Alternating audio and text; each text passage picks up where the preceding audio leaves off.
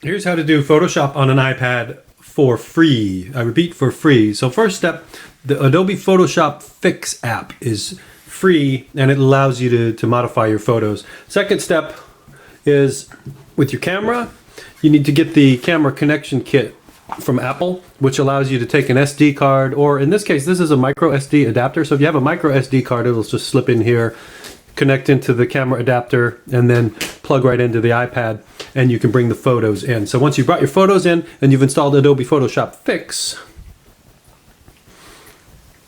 open it up, and it allows you to do a whole bunch of different things. So let's take a look. I'm going to show you, I know the video isn't very good, me shooting the iPad with a camera, so I'll put the actual pictures in here interspersed with the video so you can see the before and afters and all the powerful things you can do. So first, it's got supermodel stuff, so let's take a look at what kind of supermodel modifications we can make.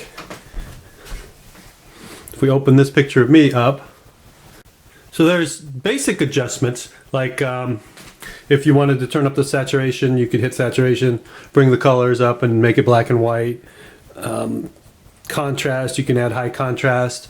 So all the basics are there, the same kind of stuff you could do on the standard Apple thing, but then there's some other good things you can do. Like for example, this healing option, if you zoom in on it, let's say I didn't want this stuff behind my head. You can select spot heal, select a region, and what I want to do is just make this look like the wall. So I highlight the area that I want to heal, and then it makes the thing go away. It's not perfect, you see I missed a spot there, but now there's no more thing behind me.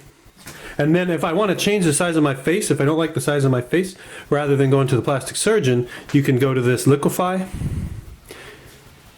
and there's warp and swell, which allow you to make things, to bend things or make them bigger. So if I wanted to fix this nose that was broken in Lincoln, Nebraska by being kicked in the face in the back of a pickup truck on the freeway, then what I would do is go here, and then I see the crooked nose, and now I can bring it around and make it less crooked.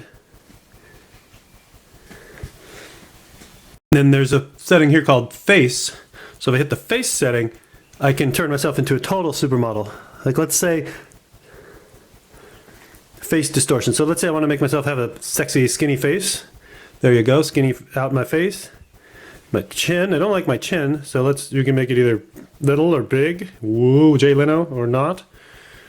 Not happy with my eyeballs, so I can give myself big cartoon character eyes or beady little snake eyes. I can tilt my eyes. So obviously I'm exaggerating this quite a bit, making it look stupid.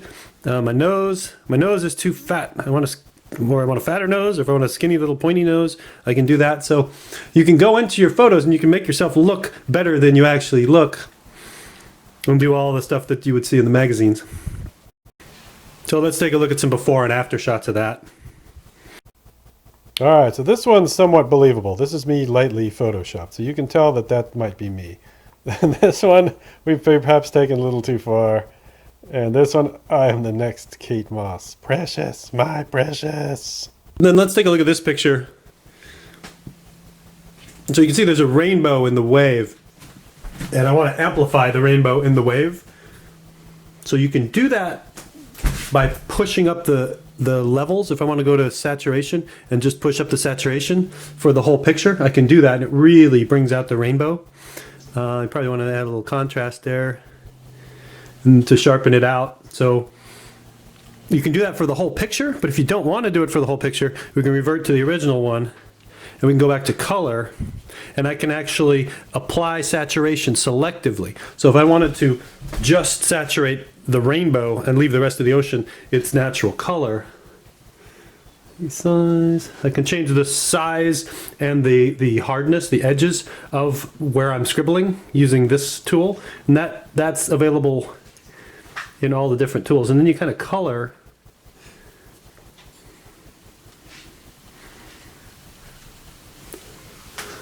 Then you kind of color to bring out the saturation in selected parts of the picture. I'm gonna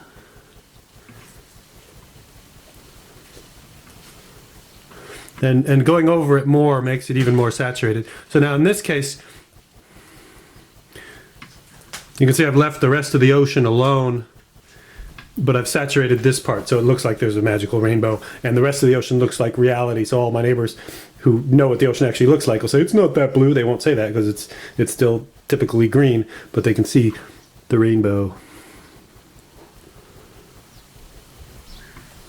And if you go over it more times, it'll saturate more until it reaches maximum saturation. So you can really fine tune it that way. Zooming in works really well too. Like if you want to just do this drop of water, you can zoom way in and really finely detail things. And then if you don't like what you did, there's a restore eraser in every part of the app. So if you wanted to undo that, you could just hit restore and then erase it back down.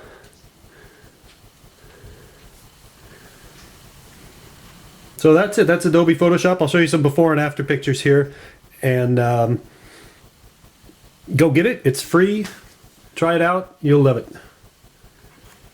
And this also works on the iPhone and the iPod as well. So this isn't just an iPad app. Everything that you do in here syncs with the Creative Cloud, so you can use it on a computer and you can use it on your phone and any other device that has the app on it. You can use it, and also you can import things into regular Photoshop and really fine tune them if you want to. All right, so this is the original rainbow picture. You can see the rainbow's kind of dim. So here's where we pumped up just the rainbow part of the picture and left the rest alone. And then in this next picture, we've saturated everything and turned up the contrast. It looks fake, but it looks beautiful. This bird here has a scary yellow eyeball and a yellow beak. So I lightened things up, but specifically went in and lightened up the eyeball and pushed the colors in his eye and his beak. This is water shooting through the air in a fountain. And so I wanted to pump up the sky and get a real close-up look at this kind of dragon-looking water drop. So that's what I did there. This one, there's a lot of stuff in the background on this picture. It's a pretty bad picture, so I tried removing and blurring everything in the background and then putting a vignette around it to kind of focus on the person. This was forks and knives in the restaurant. My son took this picture. So we leveled it out and turned up the color a little bit and the brightness to make it prettier. This is water splashing on the ground in a fountain, so to accentuate the difference between the drops, I pushed the contrast and lowered the saturation. And then in this picture, pigeons have frightening, scary zombie eyes, so I wanted to push the color and the brightness of the scary zombie eye. So there you go, pigeons are scary.